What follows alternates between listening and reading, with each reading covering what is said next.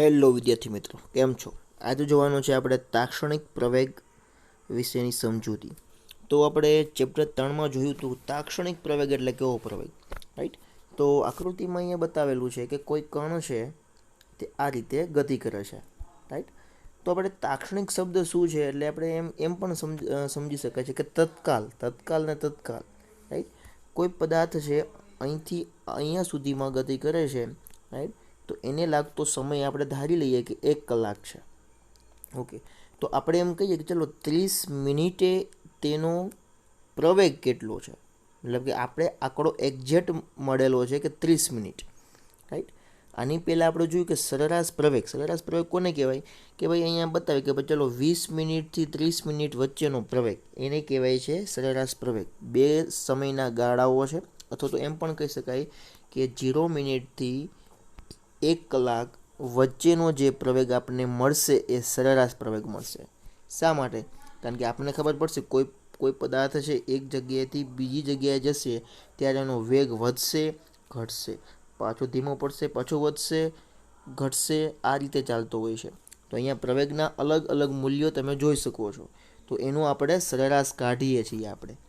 Okay, તો આપણે અહીંયા જોવાનું છે કે જે એક્ઝેક્ટ પોઈન્ટ પાસે કે 30 મિનિટે એનો તાક્ષણિક પ્રવેગ કેટલો, એટલે એક્ઝેક્ટ ત્યારે એનો પ્રવેગ કેટલો, ત્યારે વેગમાં કેટલો વધઘટ થાય છે, તો એને આપણે સમજવું છે. પણ ત્યાં આપણે સમજતા હતા એ હતું ચેપ્ટર નંબર 3માં. અહીંયા આપણે સમતલમાં થતી ગતિના વિશેની માહિતી આપવાની છે કે આપણી પાસે 2 ડાયરેક્શન છે, એક્સ અને વાય, રાઈટ? તો કોઈ પદાર્થ છે સમતલમાં અહીંથી અહીંયા પહોંચે છે. ઓકે, તો ચાલો આપણે જોઈએ આપણે કે ત્યારે એનો તત્કાલિક પ્રવેગ કેટલો આપણે ધારવો. તો મિત્રો અહીંયા એક વસ્તુ અગત્યની છે કે જ્યારે આપણે કોઈ બિંદુ પાસે આપણે લેતા હોઈએ છીએ, ફોર એક્ઝામ્પલ અહીંયા આ બિંદુ પાસે, તો ત્યારે એનો સ્પર્શક લેવામાં આવે છે, પહેલી વસ્તુ, રાઈટ? અને સ્પર્શક લઈને આપણે એના જે કહેવાય છે કે એકમ સદિશો લેવામાં આવે છે. આપણી પાસે ખબર છે એક્સ છે, વાય છે. ઓકે, તો અહીંયા તમે જુઓ છો, આ લાઈન તમે જુઓ છો એ VXI છે, મતલબ કે અહીંયા તમને બતાવે છે કે આ દિશામાંનો વેગ, અને આ તમે લાઈન જુઓ છો એ છે વાય દિશાનો ઘટક છે, અને ત્યાં આપણે આપેલી છે જે કિરણ એટલે કે એકમ દિશામાંનો સદિશ છે. ઓકે, તો પરિણામે આપણે મેળવવું છે તો આપણે ત્રિકોણની રીત પણ ધ્યાનમાં રાખવી પડશે કે એ બંનેને જોઈન્ટ કરી દો, તમને મળશે પરિણામી ઘટક V સદિશ મળશે. અને હજુ પણ તમને ન સમજે તો આપણે પહેલાં એની વ્યાખ્યાઓ સમજી લઈએ કે સરેરાશ પ્રવેગ માટે સમયગાળો 0 તરફ કરતાં મળતા સરેરાશ પ્રવેગના સીમાંત મૂલ્યને પ્રવેગ કે તાક્ષણિક પ્રવેગ કહે છે. ચલો આ લાઈન તમને સમજમાં ન આવે સ્ટાર્ટિંગમાં, પણ તમને આપણે એકદમ પ્રેક્ટિકલી સમજાવી લઈએ અહીંયા આપને. તો મેં તમને સમજ્યું કે ચલો એક કણ છે અહીંથી ગતિ કરીને અહીંયા પહોંચે છે, શરૂઆતનો સમય 0 અને પછીનો સમય ચલો આપણે ધારી લઈએ કે 60 મિનિટ છે. ઓકે, તો અહીંયા લખ્યું છે કે સમયગાળો 0 તરફ મતલબ કે આ એક મોટો ગાળો બની ગયો 60 મિનિટ જેટલો. ઓકે, તો નાનામાં નાનો સમય લેવાનો છે 0 તરફ, કે બની શકે તો શૂન્યની એક્ઝેક્ટ નજીક જાઓ. આપણે 30 મિનિટ જે લીધી હતી એની બદલે 20 મિનિટ લો, 10 મિનિટ લો, 5 મિનિટ લો, જેમ બને એમ શક્ય હોય તેટલી ઓછી લેવાની, રાઈટ? તો ત્યારે આપણે લિમિટ ઓછી લઈએ છીએ ત્યારે આપણે અહીંયા તત્કાલીન પ્રવેગમાં ત્યારે પણ આપણે લિમિટ શબ્દનો ઉપયોગ કર્યો હતો, અહીંયા પણ આપણે લિમિટ શબ્દનો ઉપયોગ કરીએ છીએ. અહીંયા આ લિમિટ છે. ઓકે, બાકી થિયરી સેમ જ છે અહીંયા. તો સરેરાશ પ્રવેગનું સૂત્ર તમે જોઈ શકો છો, અહીંયા સદિશ આપેલો છે. સદિશ શા માટે છે? કારણ કે અહીંયા પ્રવેગ છે એ સદિશ રાશિ છે, કઈ દિશામાં એનો વેગ છે એ અગત્યનું છે એટલા માટે. ઓકે, ત્યાં કોઈ સદિશની વાત કરતા નથી, અહીંયા સમતલમાં ગતિ છે, કઈ દિશામાં ગતિ થાય છે પ્રવેગની. ઓકે, અને કઈ દિશામાં પ્રવેગની ગતિ થાય છે અને એક્ઝેક્ટ તત્કાલીન પ્રવેગ મેળવવાનો છે આપણે, તો એનું અહીંયા ફોર્મ્યુલા છે. તો આનાથી તો તમે પરિચિત છો જ તમે. હવે તત્કાલીન મેળવવા માટે શૂન્યની નજીક મેં તમને સમજાવ્યું કે 0 તરફ કે ડેલ્ટા ટીની સમયની કિંમત છે તમારે શૂન્યની નજીક લઈ જવાની છે, પણ શૂન્ય લેવાની નથી, રાઈટ? આપણે વાત કરી કે 60 મિનિટની બદલે તમે 30 મિનિટ લો, ઓછા શૂન્ય તરફ જવાનું છે. 20 મિનિટ લો, 10 મિનિટ લો, 1 સેકન્ડ પણ લો. ઓકે, શૂન્ય તરફ જવાનું પણ શૂન્ય લેવાનો નથી. એટલા માટે કહી શકાય છે કે ઉપરનું જે સમીકરણ છે તેમાં limit delta T tense two 0 લેતા તત્કાલીન પ્રવેગ મળે છે. ઓકે, તો આ જે સૂત્ર છે તેમાં આપણે સમયની કિંમત છે એક્ઝેક્ટ નજીક લેવાની છે, 0ની નજીક લેવાની છે આપણે. ઓકે, તો આ એના માટેનું ફોર્મ્યુલા છે કે limit delta T tense two 0. ચલો તમે શૂન્યની નજીક લો છો તો આ જે સમીકરણ છે એનું વિકલનના ફોર્મેટમાં આવી જશે કોઈ પણ જગ્યાએ. મેં તમને ત્યાં પણ સમજાવ્યું હતું, રાઈટ, કે ડેલ્ટા નીકળી જશે. ડેલ્ટા એક તફાવત સૂચવે છે, સરેરાશ તફાવત સૂચવે છે. તમે જોઈ શકો છો સવાલમાં પણ એ જ છે અહીંયા કે સરેરાશ પ્રવેગ માટે સમયગાળો 0 તરફ. ચલો તો અહીંયા હું બતાવું છું કે સરેરાશ પ્રવેગ જે છે આ બંનેથી પ્રવેગ છે એનો સમયગાળો તમે જોઈ શકો છો અહીંયા. સરેરાશ પ્રવેગનો સમયગાળો 0 તરફ લેવામાં આવે છે, રાઈટ, એટલે કે શૂન્યની નજીક લે. આપણે વ્યાખ્યામાં આપણે ફોકસ કરીએ કે સરેરાશ પ્રવેગ માટે સમયગાળો 0 તરફ, નહીં કે 0 તરફ કરતાં મળતા સરેરાશ પ્રવેગના સીમાંત મૂલ્યને પ્રવેગ કે તાત્ક્ષણિક પ્રવેગ કહે છે. કે જ્યારે તમે આ જે પ્રવેગનું સૂત્ર જે છે એનો સમય જે છે 0ની નજીક લો છો ત્યારે જે સીમાંત એટલે કે નાનામાં નાનું જે મૂલ્ય મળે છે એ તમારો સરેરાશ પ્રવેગ અથવા તો તાત્ક્ષણિક પ્રવેગ તમને અહીંયા મળે છે. Okay, exact. તો અહીંયા ડેલ્ટા હતું તો અહીંયા આવી ગયું ડેરિવેટિવનો ડી, કે આપણે વિકલન કરવું પડશે, નાનો અમથો ખંડ છે એટલા માટે. તો આપણને એ પણ જાણકારી હોવી જોઈએ મિત્રો કે અહીંયા આપણી પાસે 2 ડાયરેક્શન છે. ઓકે, જ્યારે સમતલમાં ગતિ કરશે XY, અને XY પ્લેન કહેવાય. ઓકે, XY પ્લેન છે કે આપણે X અક્ષિસ અને Y અક્ષિસમાં કોઈ પદાર્થ આ રીતે ગતિ કરે છે. ઓકે, તો ત્યારે અહીંયા આપણે એક બતાવી લઈએ કે આ બિંદુ પાસેનું આપણે જોવું છે તો અહીંયા તમે સ્પર્શક દોરો છો તો આ દિશામાં મળે છે. ઓકે, અને આપણી X અક્ષિસ છે તો એને આપણે લેવાનો છે. કોઈ બી અહીંયા બતાવું છું એક્ઝેક્ટ. તમે આ બિંદુએ ધારવા માગો છો કે આ બિંદુએ તત્કાલીન પ્રવેગ કેટલો છે, તાત્ક્ષણિક પ્રવેગ કેટલો છે. ઓકે, તો આ બિંદુએ આપણે એક્સ અને વાયના ઘટકો જોવાના. આ એક્સ ઘટક છે તો આપણે એક્સ લાઈન દોરી દેવાની. આ વાય છે તો આપણે એને વાય તરીકે બતાવી દેવાનું. અને અહીંયા તમે આ બિંદુએ લેવા માગતા હોય, આ બિંદુએ તમે લેવા માગતા હોય તો એનો સ્પર્શક ક્યાં ટચ થાય છે તો એની પણ વિગત જોવાની છે. અને જ્યાં થીટા બનશે ત્યાં આપણે થીટા રાખશું અહીંયા, રાઈટ, જે અહીંયા તમને દેખાય છે. ઓકે, તો ટૂંકમાં એમ સમજાવવા માગું છું કે આ બિંદુ પાસે આપણે જે સ્પર્શક બને છે એની એક્સ અક્ષિસ અને વાય અક્ષિસ સાથે અહીંયા થીટા કોણ બનાવે છે. અને એક વિગત તો આપણને ખબર છે કે ચાલો આ દિશામાં જે છે ત્યારે આપણી પાસે વેગ મળશે એ VY મળશે. વાય દિશામાંનો ઘટક છે એટલા માટે એની દિશા પણ આપી છે કે જે કરે. VY છે તો ઓનલી એમ જ સમજવાનું કે વેગ છે, વેગનો વાય ઘટક છે, પણ કઈ દિશામાં? જે કેરેટ, એટલે કે એકમ સદિશ તમારો છે એ વાય અક્ષિસમાં છે. અહીંયા તો કે અહીંયા તમારો એકમ સદિશ જે છે એની ડાયરેક્શન જે છે એ છે એક્સ અક્ષિસમાં. ઓકે, તેનો વેગ છે VXI કેરેટ, જે આપણે ધારેલા છે અહીંયા. તો અહીંયા તમે 2 ઘટકો જોઈ શકો છો કે VXI કેરેટ અને VYJ કેરેટ, એટલે તમને મળે પરિણામી ઘટક V. આપણે થિયરીમાં જોઈ ગયા આ રીતે, રાઈટ. અને તમને અહીંયા પરિણામી ઘટક આ રીતે મળતું તો R, રિઝલ્ટન્ટ વેક્ટર, રાઈટ.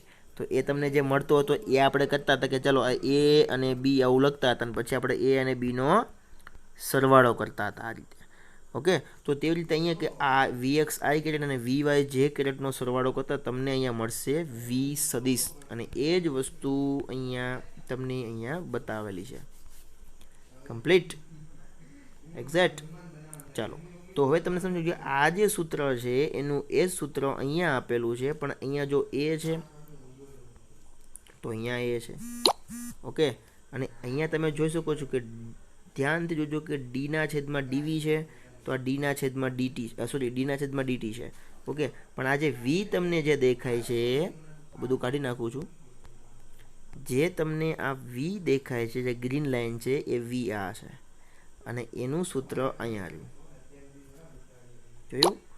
એક જુઓ તમે કે અહીંયા તમારી પાસે જે સૂત્ર આપેલું છે એનું એ સૂત્ર અહીંયા છે, પણ ખાલી આ Vની કિંમત છે આમાંથી લેવાની છે અને આમાં મૂકવાની છે. ઓકે, તો Vની કિંમત આપણે મૂકી દઈશું તો અહીંયા Vની કિંમત આવી ગઈ છે. હવે આપણી પાસે વિકલન કરવાનું છે. વિકલન માટેનો બહુ જ ઇઝી કોન્સેપ્ટ છે કે d/dt છે એ કાઉન્સમાં પહેલાં આની સાથે વિકલન કરાવશે, પછી આની સાથે વિકલન કરાવશે. ચલો, VXI સાથે પહેલાં વિકલન કરાવે તો એનું અહીંયા તમને કમ્પ્લીટપણે જોઈ શકાય છે સ્ક્રીનમાં, અને બીજી વખત આની સાથે ગુણાય છે. ઓકે, તો બંને વખત ગુણાઈ જશે એટલે હવે તમારી પાસે એક કોમન વસ્તુ બનશે અહીંયા કે ઉપર તમે જોઈ શકો છો અંશમાં કે dVx/dt. તો dVના છેદમાં dt, તો આપણને ખબર છે કે પ્રવેગ મળે કે વેગમાં થતો ફેરફાર. જો અંશમાં શું છે તો કે વેગમાં થતો ફેરફાર અને છેદમાં સમય, તો શું મળે? પ્રવેગ મળે. પણ કોનો ઘટક? તો કે એક્સ અક્ષિસનો ઘટક. રાઈટ, એક્સ અક્ષિસ તરફ તમને એનો પ્રવેગ મળે. એની જેવું જ છે કે અહીંયા તમે જોઈ શકો છો કે dVy/dt છે અહીંયા.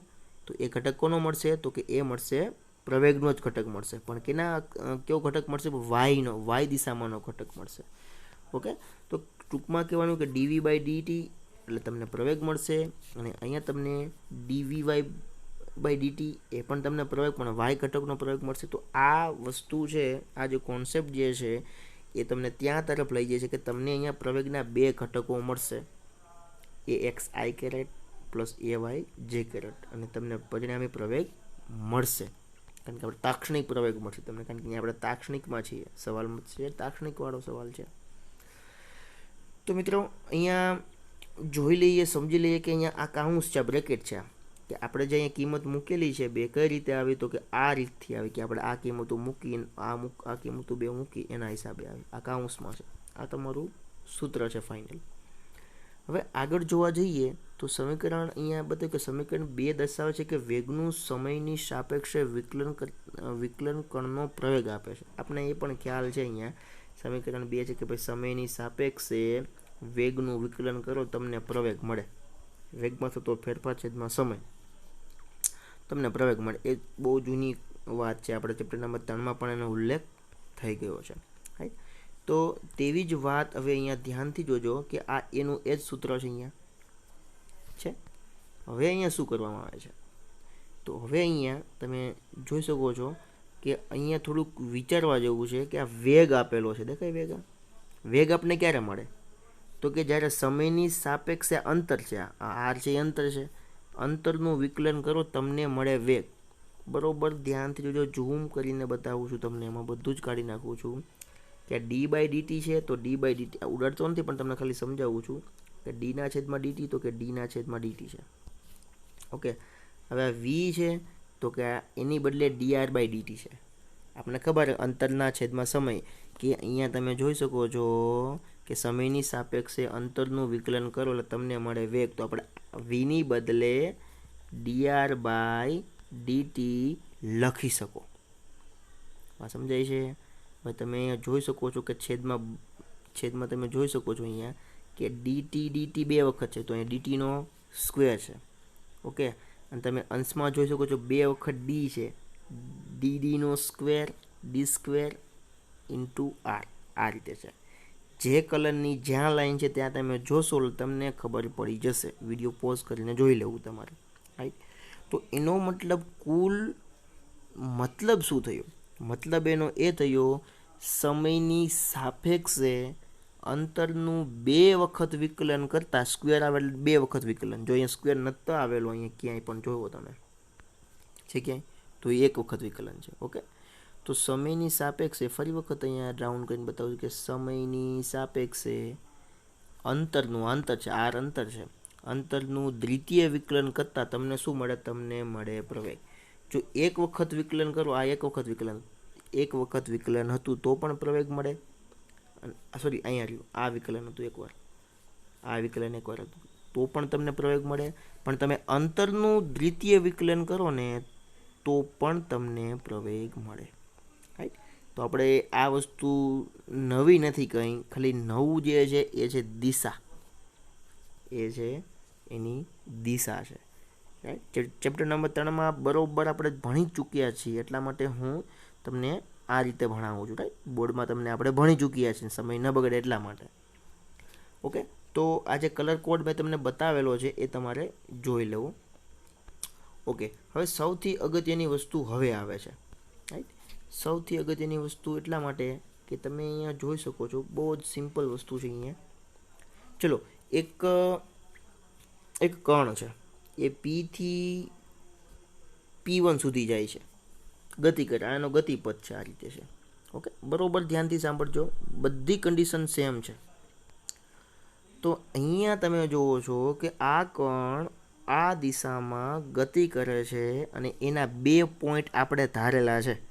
કોઈ કણ છે, દાખલા કે તમે છો રાઈટ XY સમતલમાં છો, તો તમે કોઈ બી જગ્યાએ એક જગ્યાએથી બીજી જગ્યાએ જાઓ છો, વચ્ચે ઘણા બધા ગામ આવે છે રાઈટ. તો પહેલું ગામ આવે છે અને બીજું ગામ આવે છે, એ બંનેને આપણે ધ્યાનમાં લેવાના છે.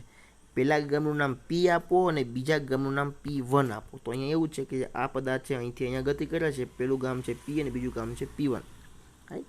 તો આપણે ગામ નથી બોલવાના, આપણે બોલવાના છે અહીંયા 2 સ્થાન બોલવાના છે. તો P પહેલું સ્થાન છે અને P1 છે બીજું સ્થાન છે.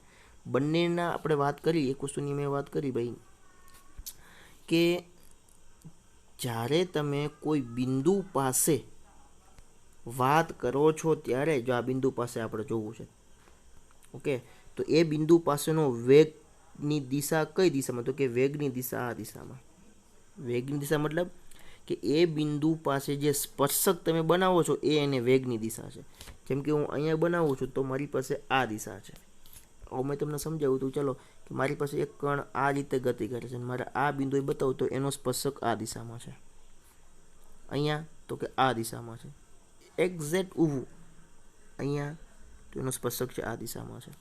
ઓકે, રાઉન્ડ શેપની વાત કરીએ તો કે અહીંયા બિંદુ પાસે તો કે આ દિશામાં છે, અહીંયા તો કે આ દિશામાં છે, અહીંયા તો કે આ દિશામાં છે, અહીંયા તો કે આ દિશામાં વેગ છે એનો. અને આપણે ઘરે પણ પ્રેક્ટિકલ કરી લઈએ કે ભાઈ એક પથ્થર બાંધવાનો દોડ આવડે રાઈટ, અને ફેરવવાનો અને દોરડું મૂકી દેવાનું, જે પોઈન્ટ પાસે મૂકશું એ દિશામાં જ આગળ વધશે. એનો સ્પર્શક એના વેગની દિશા આપણે જોવા મળશે આપણને. તો આ કેન્દ્રથી આપણે કોઈ પથ્થરને ફેરવીએ છીએ, ફરી વખત બધું બતાવું તમને. ચલો, તમે અહીં ઊભા છો રાઈટ, તમે આ રીતે પથ્થરને ફેરવો છો આ રીતે, ઓકે, અને આ બિંદુ પાસેથી તમે પથ્થર છોડો છો. છોડો એટલે તમારો આ બિંદુ પાસે આગળ એનો વેગ આ દિશામાં જ જશે ઓબ્વિયસલી. અહીંથી છોડો તો કે આ દિશામાં જશે, અહીંથી છોડો તો કે આ દિશામાં, અહીંથી છોડો તો આ દિશામાં રાઈટ. જે બિંદુ પાસેથી છોડશો તે દિશામાંનો સ્પર્શક આપને આગળ મળશે. આ તો વર્તુળવાળી વાત હતી રાઈટ, પણ આપણી પાસે આ પ્રમાણેનો શેપ, કોઈ બી શેપ હોય, કોઈ બી કન્ડિશન હોય, તો આપણે એક વસ્તુ કોમન રાખવાની છે, અહીંયા બતાવેલી છે સ્પર્શક, કેસરી કલરથી બતાવ્યું છે રાઈટ. એ દિશામાં એનો શું હશે તો કે સ્પર્શક હશે રાઈટ. જે દિશામાં જે બિંદુ પાસે આપણે ડોટ કરીએ છીએ, ધારીએ છીએ, એ બિંદુ પાસેથી જ સ્પર્શકની દિશામાંનો વેગ આપણને મળે કોઈ બી જગ્યાએ. અહીંયા આપણે આકૃતિમાં 2 આપેલા છે, ઓકે. તો આ વસ્તુ છેક સુધી યાદ રાખજો રાઈટ, જ્યાં પણ તમને દેખાય.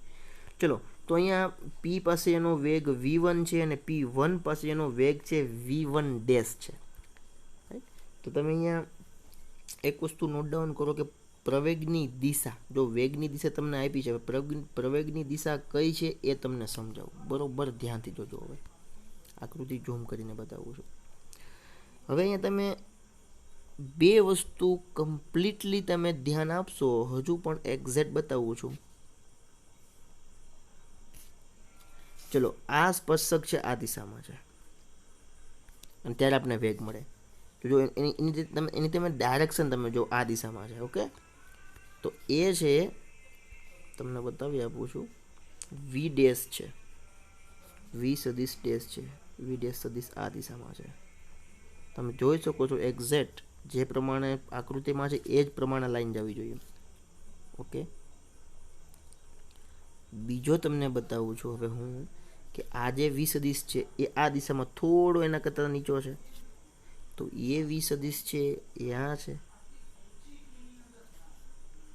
જો એક્ઝેક્ટ તમે જોઈ લો, હજુ ઝૂમ કરીને બતાવું છું 2 સ્ક્રીનમાં સમય એટલા માટે કે અહીંયા તમને એક જ મિનિટ, અહીંયા તમને જે દિશામાં દેખાય છે એ જ દિશામાં અહીંયા મેં બતાવેલું V સદિશ, અને અહીંયા V ડેશ સદિશ, આ જે V સદિશ છે એ મેં અહીંયા બતાવેલું છે.